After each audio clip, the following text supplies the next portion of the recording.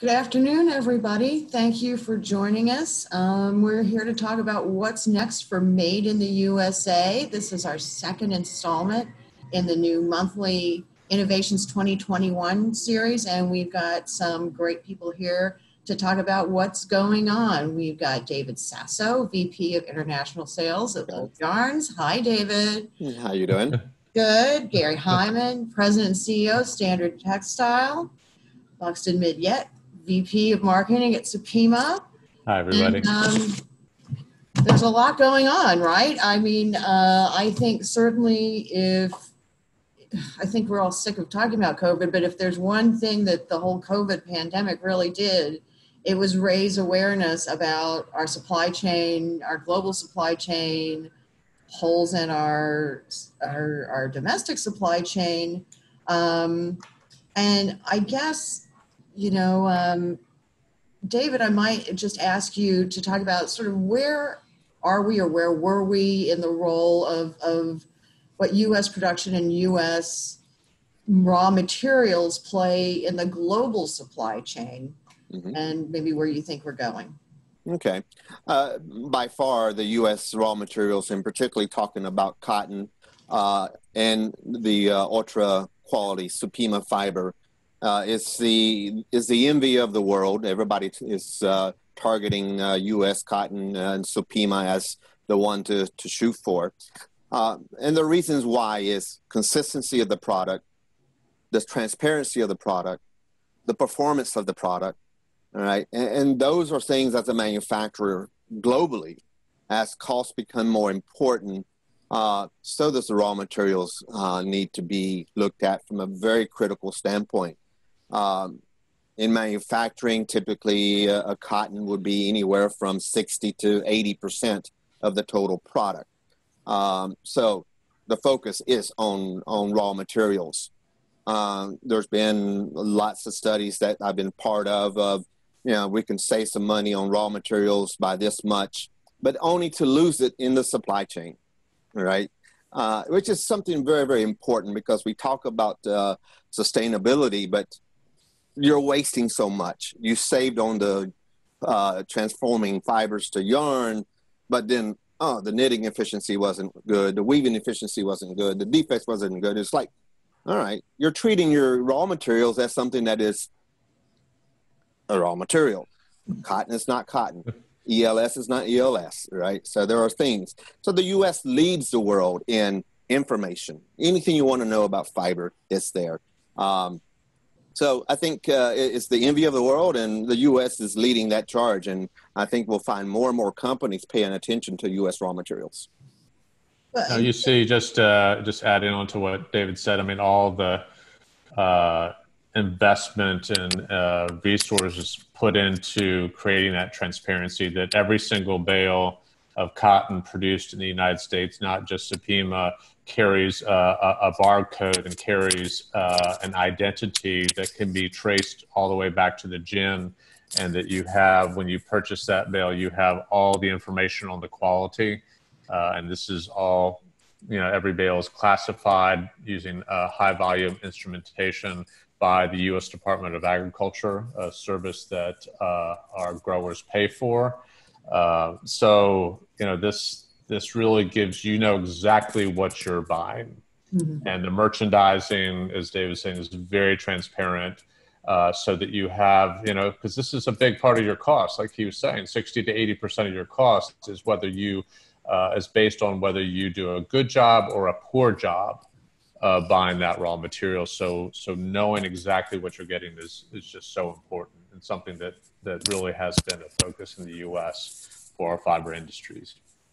And I would just add, since we are so involved in healthcare, hospitality, and direct-to-consumer, that having a total U.S. supply chain from fiber all the way through to the finished product is so important. And our country got caught short with PPE, protective personal equipment, and we were able to. I mean, we had to pivot our whole plant from mainly cottons or cottons and polyesters to different combinations of fibers and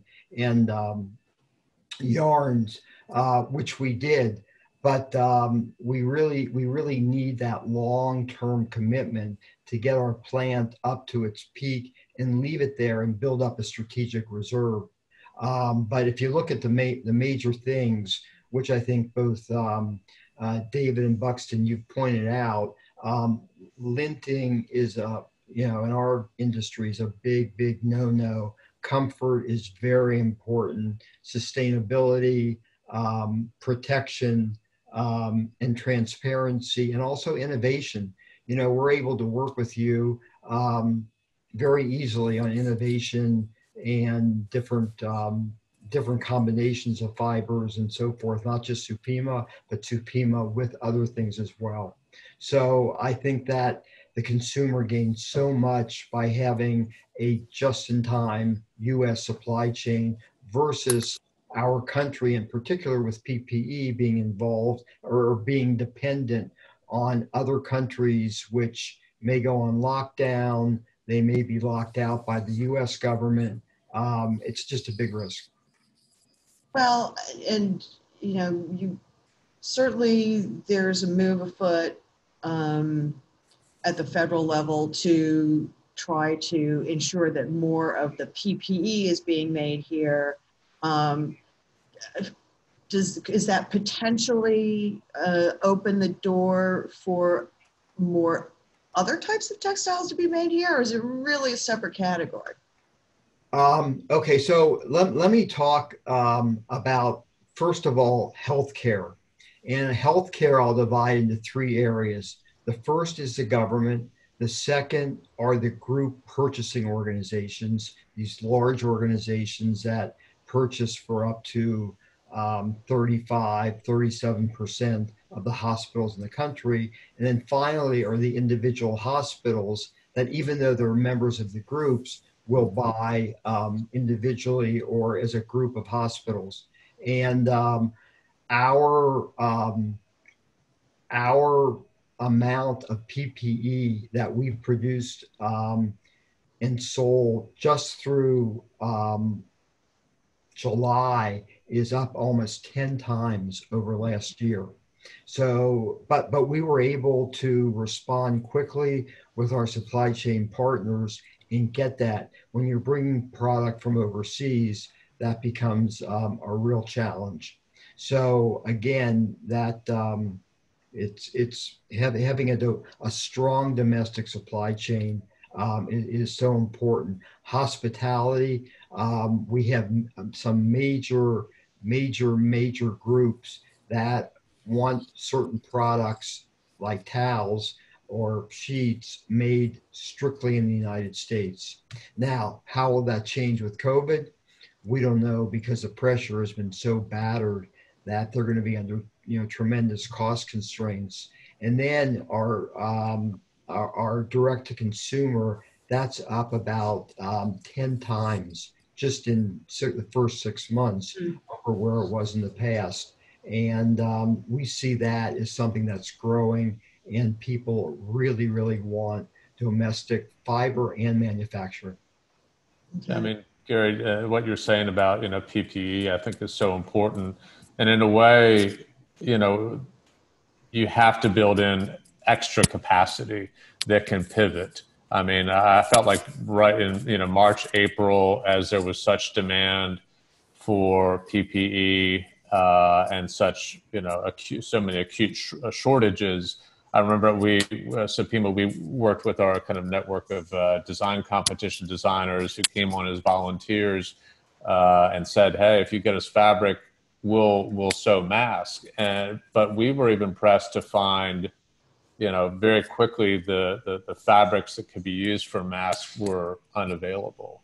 And so it's really having that, extra, additional layer of capacity that can be tapped. And so hopefully it's not just that we have dedicated, because it's always going to be more, and to have that capacity there that can be drawn from.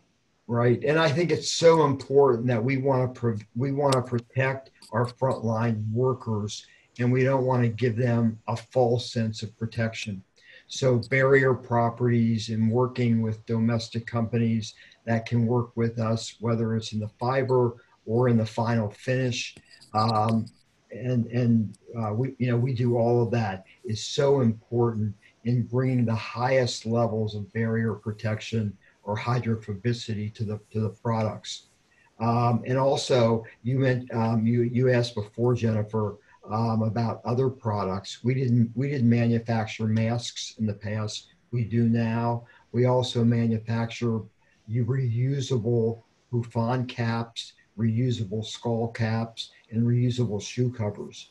And all of a sudden, there are hospitals that have not just made a one-time order of reusable PPE products, but they have totally moved from disposable to reusable products. Well, and these pivots weren't just taking place in the United States, right? Other countries were locking down and had their shortages. And I'm just wondering, because so many of them, cotton from the US is a big raw material in manufacturing a lot of other countries. I mean, David, how badly did this whole thing scramble the supply chain from your point of view? Well, Buhler's a lot different from all the other spinners. We don't spin regular cotton. So our price points are at a higher level. PPEs tend to go to the lower level. So we didn't even participate in any of the PPE products except for specialized masks that are used in full knit or knit to fashion or knit to fit. Other than that, I didn't see any impact PPE on our products. Okay.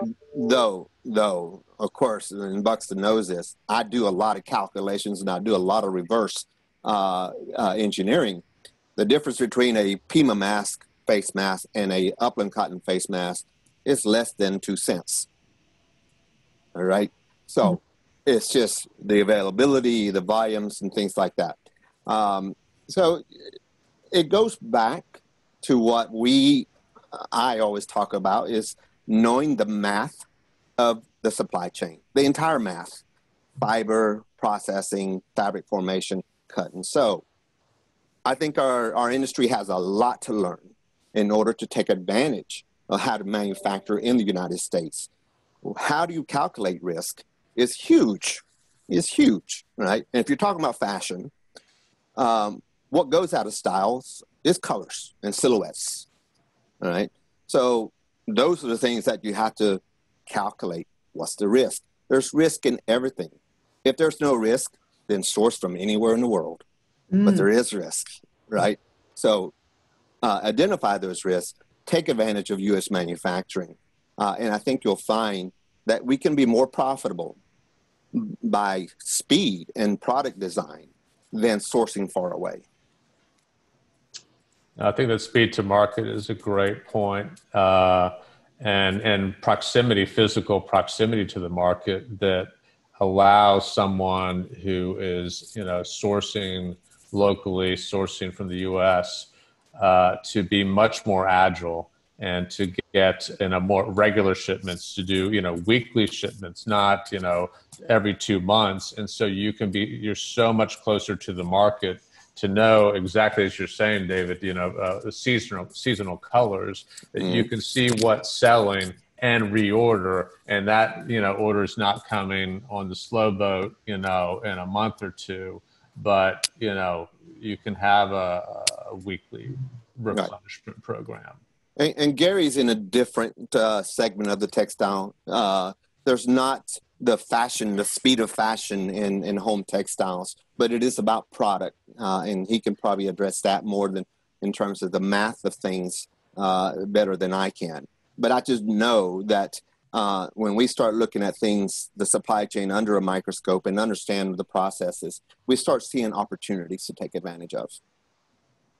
Yeah, well, clearly it doesn't matter whether it's in hospitality or in healthcare, but the ability to respond quickly and have a short supply chain, because when when both hospitals and GPOs and the government is looking for 90-day delivery, and you're sourcing product from overseas, it becomes very, very risky.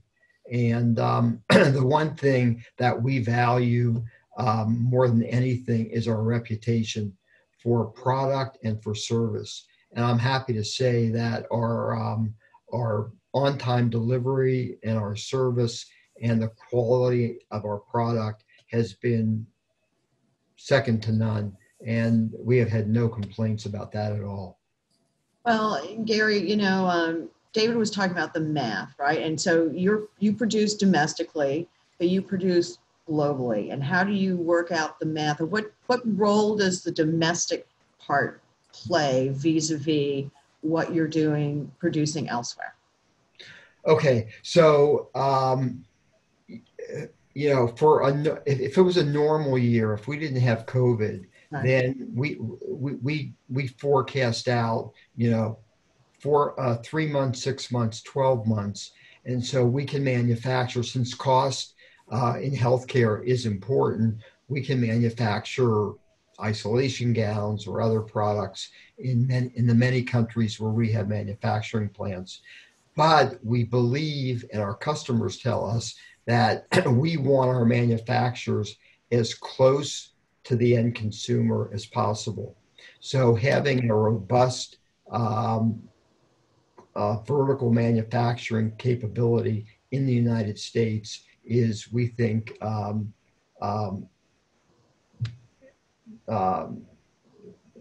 most important thing that you can have. And of course, if you're selling to countries in Europe or in the Middle East or in Asia, we want to have manufacturing plants which are close to customers there as well.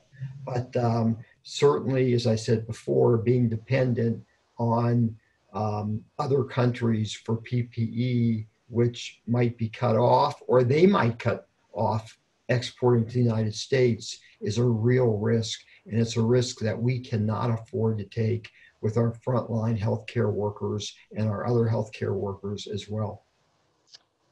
It seems like, and there's a real need to make this a policy priority for the government, that we need to keep this capacity. We're kind of at a pivot point where we need to decide if we've lost a lot of capacity over the decades, and we have to keep that core. Gary, David, your expertise needs to be continued. The capacity, the facilities need to stay there, because if we can't, you get to a certain level and your coherence kind of falls apart, that you don't have that bare minimum you need to continue. Yeah. There is. And I bring it up all the time. If you count all the sewing machines in the United States, we got plenty of capacity. All right. Which is, how do you account for all the sewing machines in the United States? When you start talking about knitting machines, boy, we got a lot of capacity. But when you have guidelines, and particularly in PPEs, I know this from experience from doing military programs. Here's the specs, don't veer off. I don't care if it's better or not. Don't veer off from this spec. And of course, when I don't fit the price point and I don't fit those specifications, I want to redesign it so I do fit. And I think we can be a much better industry by allowing us to think a better mousetrap or a better product. And we don't share that ideas. It's either right or it's wrong, particularly with dealing with military or TSA or things. This is the product, this is specs, don't veer off. And one of those things was a knitted gown. It has to have a certain amount of water that it can hold under a certain pressure. But there's only one way to do it. And then, you ran out of knitting machine capacity. It seems to me like you should be thinking what the alternatives are. And we haven't taken advantage of that. And kind of along those lines there, we've got a question. Manufacturing processing seems to be a weak point for producing home textiles products in the USA. How can we build made in the USA without equipment like wide width finishing, et cetera? Well, I don't know. I can only speak for our company that we have very wide width weaving machines up to 158 inches and high speed and wide width. So we can do all widths, and we might be the only ones left in the industry that can do wide widths. But we also have wide width finishing, so we can produce for the home consumer industry basically anything that they want, both in towels or in bedding, or in any other product as well. Yeah. I know that, I've had conversations with, I think, minimums are an issue, right? I mean, there's not many resources and it's possible you guys are the only one left. I've also had similar conversations with people who are proponents of digital textile printing that, it's a great technology. It's great for quick turnarounds. It's great for small minimums. But the big piece we're missing is the cut and sew, right? And I think before we went on, we were having a conversation about even if you added more cut and sew capacity, we don't have people skilled in the needle trades here in the country, right? Enough of them to fulfill that. Do you see or hear any rumblings? Or anybody discussing those things and maybe trying to fill those gaps, or that's still considered like impossible? Well, Jennifer, we have looked into it. We're willing to hire workers to train them, but not for a year or 2 years. And I think this is something that really has to be led by the government, where they will issue long-term contracts, build up their strategic stockpile, and then we can hire, hundreds of workers and give them, 3 to 5 years of at least knowledge that we're going to need that many workers. This is just in cut and sew. This eliminates all of the other areas of yarn preparation, of weaving, of finishing, and everything else, where we would be hiring more workers as well. But I think that the government really has to, and they say it. They say we want to build a reusable textile industry. We want to recreate our communities, bring jobs, bring more industry back to this country. But that's not being, we don't see it in the bids that are going out, where so much is going to disposable, where you use it once and you're done. With our products, you can use them, depending which product you buy, 50 to 75 times, which has an incredible multiplier. And every institute, everybody that would buy it has washing capacity. So to me, it's a no-brainer. And that was what got us in trouble in the first place, is that we ran out of disposables and the industry was just scrambling for product. But when you're looking at, and David, you were making the point that there is more we could and should be doing here. And we kind of, if we sort of step back from the PPE for a second, what more do you think we could and should be doing here? If we get the math right, yes. If we just forget about pricing and focus on selling a good product, the flexibility, for instance, fine shirting or shirting fabrics, Lord, it is hard to find here. But it's mainly because you get the PVHs of the world or the Brooks Brothers, and the orders are very small, so it's not conducive cost-wise to manufacture here from that standpoint. I can only pay so much. But what is happening is that people are taking the Brooks Brother model and says, oh, that's a $120 shirt. even if it costs me $40 to make in the United States, I can do it. I can still be profitable. And it is that type of thinking from the smaller designers, online retailers, and these guys are making high ends. Even if it costs me 3 times as much and charge the same price, I'm doing good. All right. So those things are just waiting to be discovered, waiting to happen. Yeah, but it's the chicken or the egg. But we have to, go around and look at if I can get weaving to be more flexible, smaller warp length, taking advantage of the chemistry and technology that may be available to make you more flexible. Yeah, we should be looking at that. All right. And to that point, we just got another question. Will what we have experienced with COVID-19 make having a somewhat higher price for domestic production versus imported product less of an issue now? The lower price for imported product is how we lost a lot of manufacturing in the first place. Right. Don't make cheap products in the United States, period. We don't have the people. We don't have the manufacturing. Don't make cheap products.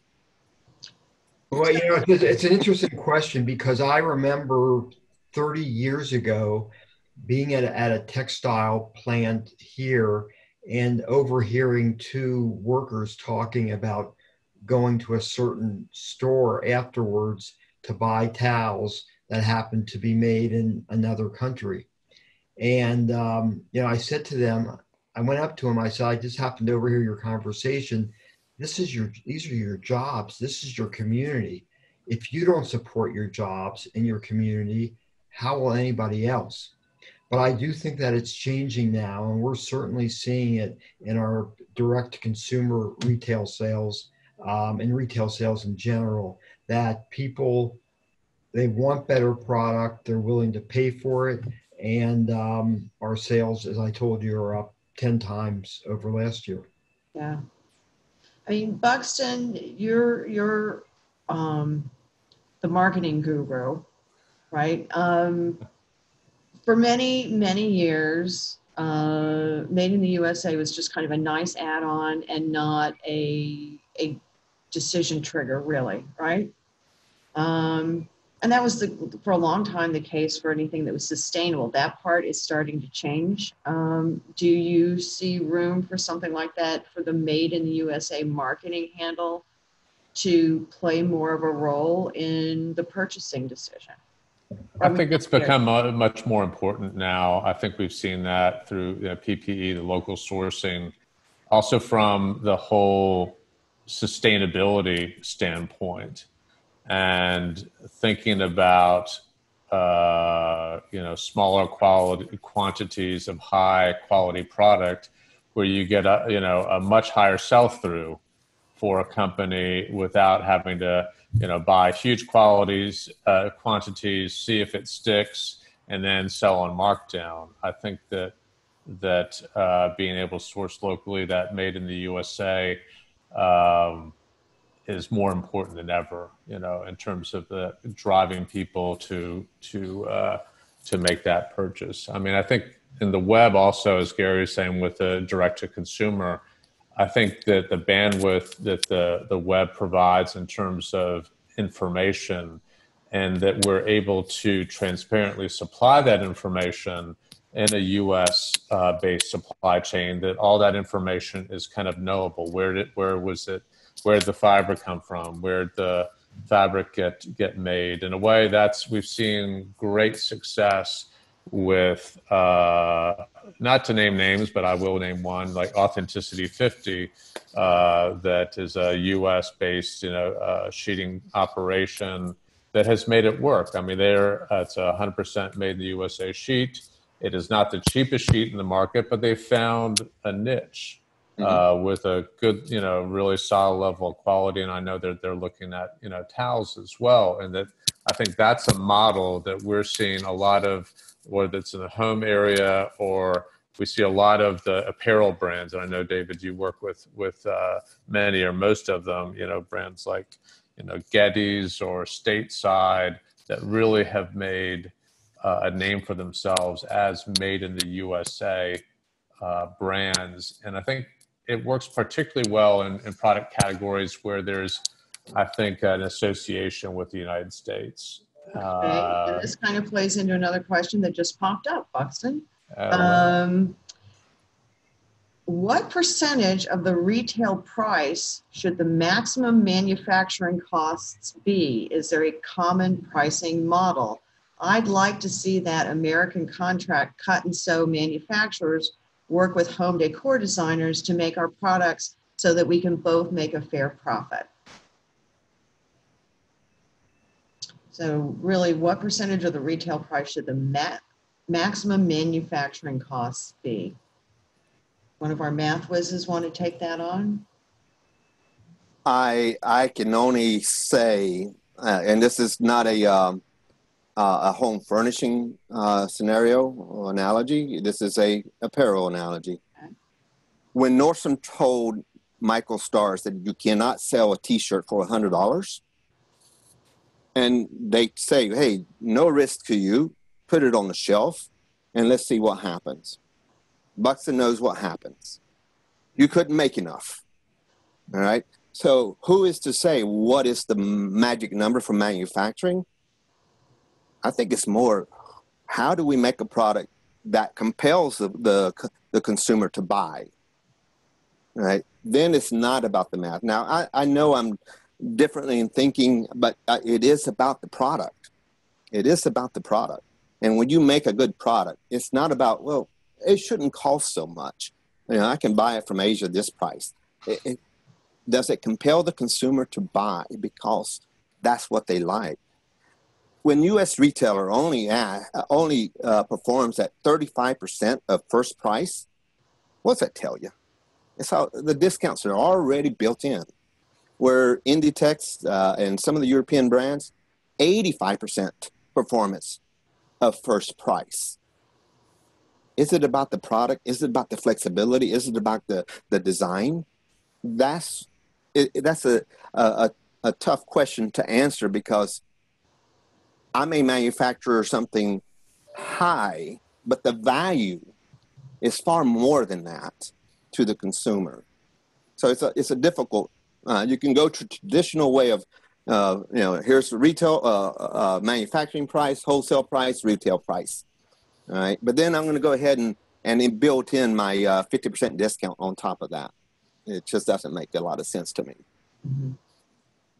Mm-hmm. Buxton, I'll just thank you for giving us a plug by giving Authenticity 50 a plug, because we are their manufacturers for both bedding and for towels. And we're using SUPIMA yarns, and their business is doing very well, as of course, and our business and your business is doing very well also. So it does show that there is a growing market out there for high quality, premium quality products that the end consumer knows where the inputs are coming from, and that they're going to get a product that is going to be comfortable, that is going to be and it's going to last a long time. Yeah, and I think we see that there is an opportunity for Made in the USA to be a real trigger to purchase, with that kind of storytelling and across many different product categories. And I think we barely tapped into it in the home area. And so in that way, I'd say that that's a huge opportunity for home, and to thinking about home and fashion and the ability of a very agile, responsive US-based supply chain that can play with colors, and they're not big runs, so it's no big loss if they don't work, but you hit a home run and just let her rip. You can replenish it with great speed. And you're just also, it's just so much more sustainable too, because you're not wasting all that product. David, you're saying that, the initial sell through is only 35% at the first price. I mean, think about the waste that goes into that. Mm-hmm. Very much so. Yeah. Well, and you're also kind of touching on something, the role that some of these digitally native brands are playing in kind of resetting the consumer mindset, right? They go out, they have a very simplified, usually launch with a very simplified merchandise assortment. It does have a narrative, Buxton, to your point, and they sell that narrative, and it does. I mean, we have seen it change consumer behavior. If you went to the Home Textile, International Home Textiles Fair like 3 years ago, sheet manufacturers would tell you Boll and Branch advertisements on radio are impacting the way consumers think, and all of a sudden major retailers are coming to us and they know they need to get back into this business. They need to at least show they've got this product. So some of these digitally native brands can move the needle. I guess the question is, are larger retail organizations satisfied to let them take the lead? Do you have any sense of that? Well, smaller guys dip their toe in the water and see if it works, and then come in and say, all right, this is a bona fide trend. my feeling is that if these smaller digital players show that it works and that they're growing, that the larger retail outlets will definitely jump on board. And maybe they don't want to take the early risk, but certainly if they see that something is succeeding and that consumers are willing to pay the differential in the price, it's flowing all the way through. Yeah, I think the larger players ignore that trend at their peril, and that they could wake up, and it's not that the individual brands are going to eat up their market, but that collectively these small direct-to-consumer brands, they all add up, and all of a sudden you've got a third of your market is gone. And you can't really single out the 3 dozen brands that did it, but you've got to start thinking differently. And the web just opens up so much opportunity for storytelling that you feel bad for the days just where it was all brick and mortar, and you made that product and you put it on a shelf, and you might have sent up a little silent prayer or something like, how was it going to work? And was the salesperson trained or not trained? Could they speak to the product? And in a way, it was kind of sink or swim, whereas you can really fully support a product direct to consumer on the web. You can have video, lots of narrative. You can add in facts and figures. You can, give your initial pitch and then have a multi-layered approach that allows for people that are really, really curious to go in and do the deep dive. So I think it really opens up a lot of doors today for that kind of product.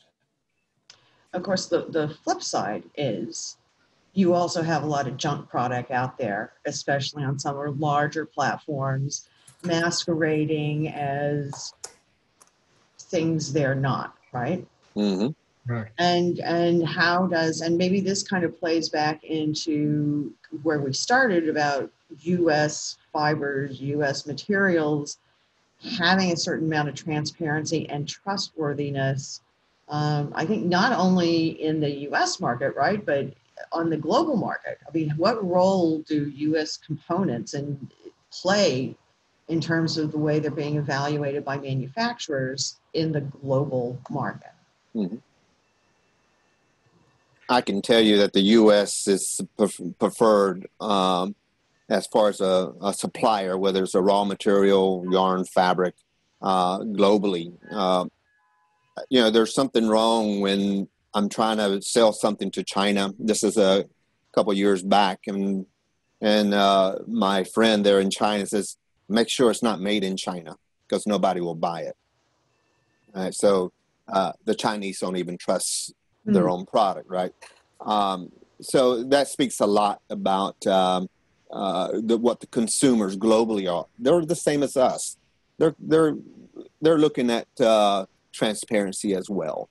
And I think that's very important for the U.S. to continue enhancing the transparency narrative and consistency and performance of its raw materials and its products. Okay. But you're right there, Jennifer. I mean, it's the Wild West out there, and of course, I'm thinking about the World Wide Web and going out into some of these flea markets, if you will, of product, which you kind of you're on your own, and you look at what's out there from brands you've never heard of, and there's all kinds of claims, you know, for the 1,500 thread count Egyptian polyester, I think we were talking about before the call. Yes, 1,500 thread count Egyptian quality polyester. Yeah. Yeah. So I mean, it's a tough environment, and in terms of regulation and validating, you know, country of origin, it's tough. I mean, the FTC came out with some additional regulation over the summer in July. It's definitely a priority. They're trying to tighten it, but how in the world do you enforce it in such an unregulated marketplace where even the retailers themselves don't hold themselves accountable to what is sold within their virtual, you know, marketplaces? You know, the consumer's really left on their own.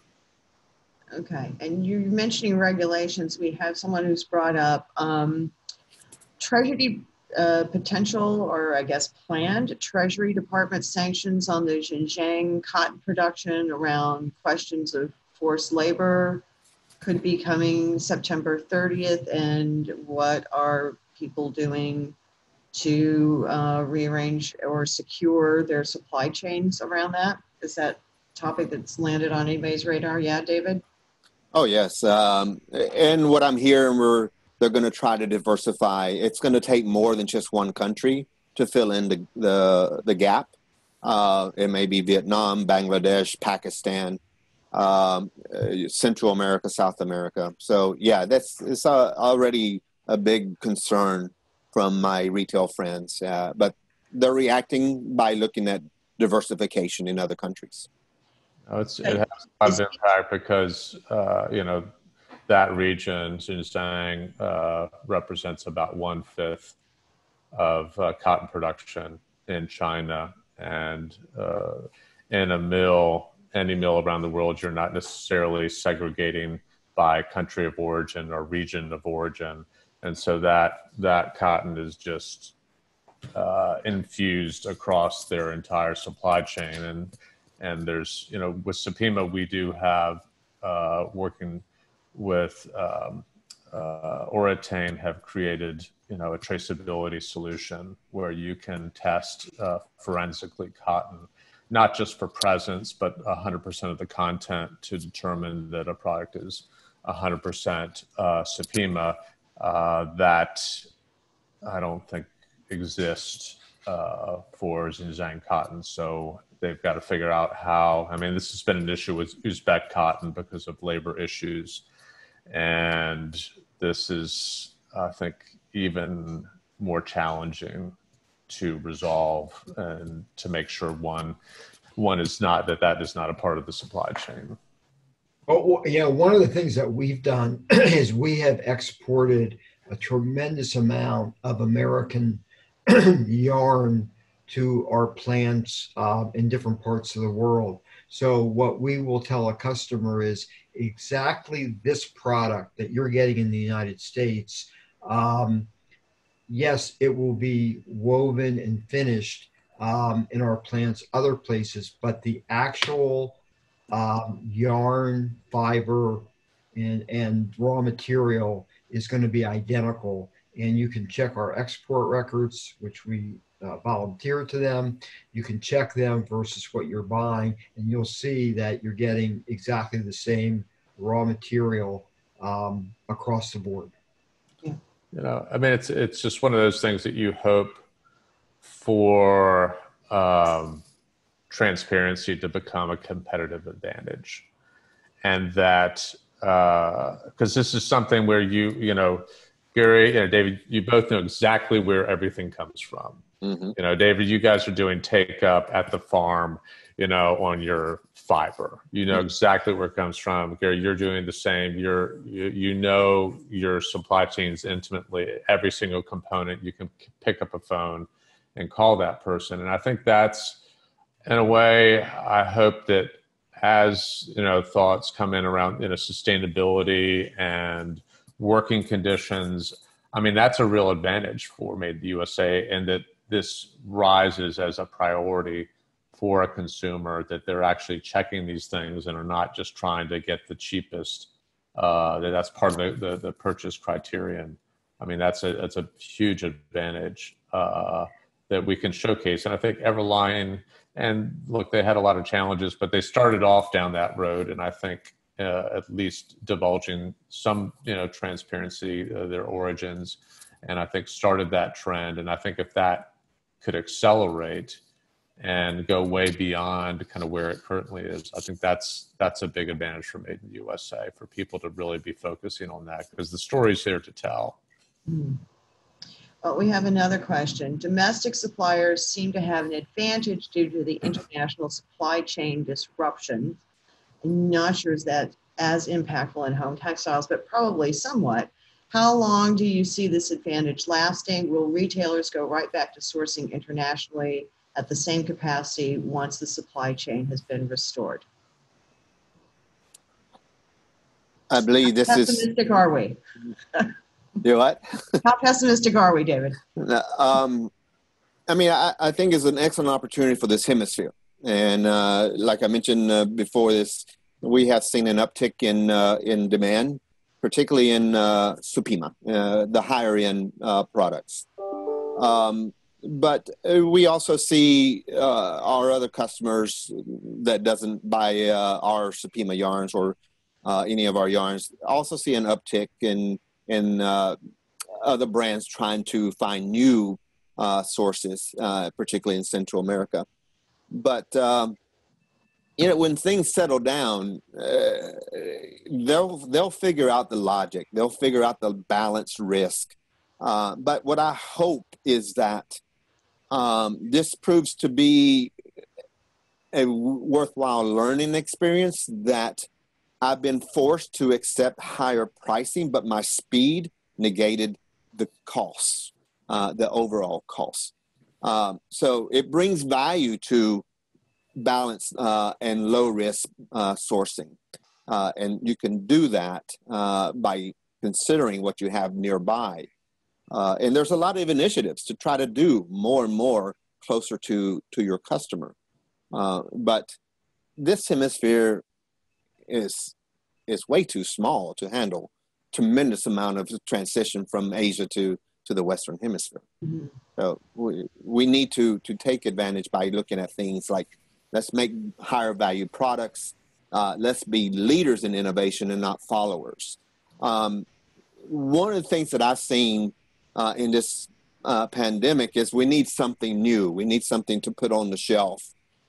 And this is what I love, that I don't have a price point to go by. You know, because they'll say, well, I'm going to move this from Asia to here, but you have to target this price. Why? You know I can't do that. No supply chain can do that. Why do you even ask? But as soon as we talk about something new, there is not a price point to target. It is about the product. It's about the value that you bring. Of course, you just can't charge over the top, but you can be close enough that says, I got you a product that's of value, design, the speed, the flexibility, these things. Then when we lead, it becomes much easier to maintain a supply chain in this hemisphere. And Gary, you know, when we were talking about kind of this stuff vis-a-vis the PPE, you talked about the federal government sort of setting some standards. And I wonder if it's possible on the, you know, consumer goods side to get there without some kind of similar goal. And that's because when we think about how everything went offshore, and my particular lens is the home textiles industry, we knew that in 2005, all the quotas were going to come off. And so the the leading manufacturers offshore started steadily building out their capacities and building their businesses, and the accounts coming from the United States were giving them time to get up to speed, forgiving some lags, et cetera, because everybody had this goal date, January 1st, 2005. Do we get any, even if we're focusing on value add product, do we bring any of that back here or closer to here without somebody organizing and setting a goal for that? Well, the federal government certainly can't compel private companies selling into the consumer markets what they're going to do. I think they can set an example by compelling VA hospitals or their national stockpiles to require product that is manufactured in the United States with U.S. components, and those are it's easy for them to trace one way or another through poundage, through DNA, whatever it may be. They can trace that. But I do think that certainly through the web, direct to consumer, as that starts growing and growing and growing, it's going to take on a life of its own, and we're going to see the domestic industry grow as well, for all the right reasons. Okay. Do you find that, because you really cast a wide net as a manufacturer, do you find that there is more demand, on the institutional hospitality side, taking away the government stuff, for U.S. product or U.S. component? I mean, how does that factor in when somebody's ordering product from you? Okay, well, I think I would divide it into two. I think in everything that has to do with healthcare and protecting people's lives, particularly the frontline healthcare providers, that the group purchasing organizations and the individual hospital groups, and I'm talking about the big name groups, the big name hospital or hospital groups in the country that have all either ordered tremendous quantities of reusables or totally switched from disposables to reusables. And I see that as something that's going to stick because they've seen what the gap has been in the supply chain using disposables. Use it once, you're done. You use reusables, you have 50 uses or even more. We're continuously getting better and better at that, and they're more protected. So I see some really good signs that the healthcare industry the change is going to be permanent. In terms of hospitality, I don't know, that the industry has been battered so bad, and they're going to have to focus so much on costs across the board just to survive. It's hard to tell. It's really hard to tell. And I empathize with them. They're in a tough position. Yeah. Well, a lot of what we're hearing from retailers and from trend specialists coming out of what we've been going through these last several months is now that people aren't spending all their money on travel and dining out, a lot of people have been stuck at home, a significant portion of the population, and they're looking around, and this, what we're hearing from the retail quarterly reports, this is redounding to home sales. Buxton, how long does this trend have legs, do you think? We hope that people get spoiled with better quality, and that they get used to better quality and come to expect better quality. There was a while there where we were in a battle for the basement, who could be the cheapest. Mm-hmm. And the consumer kind of bought into it, thinking that everything was the same and there were no differences between high price product and a low price business product, except that they were a smart shopper.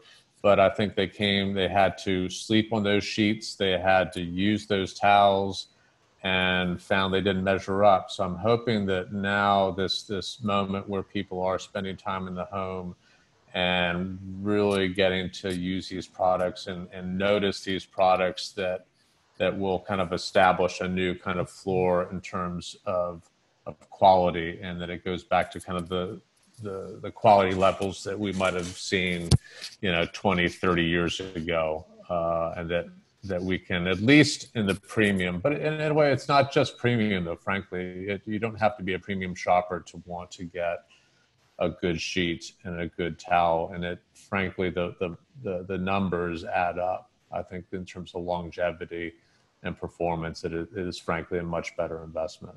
So I hope that we're entering a new era in that respect.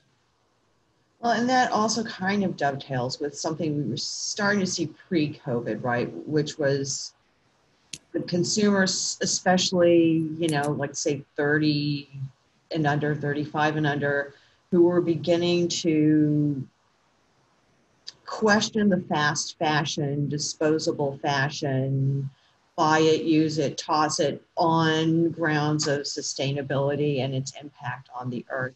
And I mean, is there any idea that those two things dovetail, that we don't want to be wasting so much? We certainly learned big lessons about our impact on the environment, right? When major cities around this globe shut down and you could see dolphins swimming in the canals in Venice, and you could see the sky in LA, et cetera. Are these permanent, or are these small impacts, do you guys think? I think it's maybe semi-permanent. I think there's certain things that you can do well and certain things you have to compromise. Mm-hmm. I do hope that what Buxton said, that we start realizing what value good quality does to sustainability. The longer you wear it, you keep it out of the landfills. But I think people are starting to embrace other ways to look at sustainability and circularity, recycle. All these things becoming more and more important. But I think there's a lot of misinformation about all these things. And we're going to have to cut through all that to find what the real truth is on the impact. But it is a good thing. At least we're thinking in that direction. More and more of us are thinking in that direction. So I hope that part becomes also permanent. We have to. We have to quit wasting. Yeah, I think consumers, they really want to buy better quality. They want to be more sustainable, but they are confused, as David said, by the wide array of information out there that will tell you exactly what you want to hear, even though it might not be true. And I think that's one of our big challenges. And again, where transparency and being able to share, hey, this is my supply chain. You want to know, this is not a mystery product. It just ended up on the shelf, that it has a whole, supply chain. Here are the players, nothing to hide. Okay, we've got 2 minutes left, so we're going to do a kind of a lightning round finish, right? What do the next 10 to 20 years, what does the U.S. textile supply chain look like? Much more consolidated. Machines are becoming more and more intelligent. Machines will do multiple functions, and you can almost visualize fiber goes in, fabric comes out. And then, of course, with your automated potential for cut and sew. I think, I know from what I see in 20 years, a spinning mill would not be the same today as it is in 20 years. The cost differences between far away and the U.S. is going to be so minimal. And plus, the speed at which consumers want product, it doesn't matter about whether you're saving this much or not. It's about getting the first price and getting the product first. But it is, as long as the U.S. continues being low-cost energy supplier to our industry, we're going to do very well. Okay. Gary, what do you think? Yeah. Well, I agree with David that the changes in the technology in the machinery that we're using today is going to be phenomenal. I mean, I see how much it's changed in the last 20 years. Yeah. Next 10 to 20 years, the speed's going to come even faster. And if you look today, we're paying at least 20 times more in our labor costs than these low-cost countries that a lot of products coming from. Well, I think to the extent that we can automate more and use robotics, which we're already doing, but I think, as David said, if you can go from fiber to weaving machine or knitting machine to finishing, and then have either some kind of automated cut and sew, which will come. There's no question about that. I think the price differences are going to come closer and closer together. So I think that if we do it right and we're willing to stick with it, our industry in the States is just going to grow. Buxton, last word to you. Well, I think, combining the, taking the consolidation of the industry, combining it with advances in technology, I think you have an opportunity for a really vibrant U.S. textile supply chain that is, focused on that better product. It's never going to be the cheapest, but to have innovative, interesting, different product that's going to engage, not 100%, but a significant market that's going to appreciate it and is willing to pay for it, and in a way don't even care how much it costs. They love it, they want it, so I think in that area there's a really big industry opportunity. Okay, let's press the fast forward button and get there already. Yeah, exactly. Okay, guys, thank you so very much for your time and your perspective. I really appreciate it. And for everyone listening in, thank you for your time. We will be posting up this recording for anybody who wants to revisit or share with friends and colleagues. And we will see you again next month for another installment of Innovations 2021. Thank you, guys. You're welcome. Thank you, Jennifer. Thank you all for participating. Thanks, everybody. Bye-bye.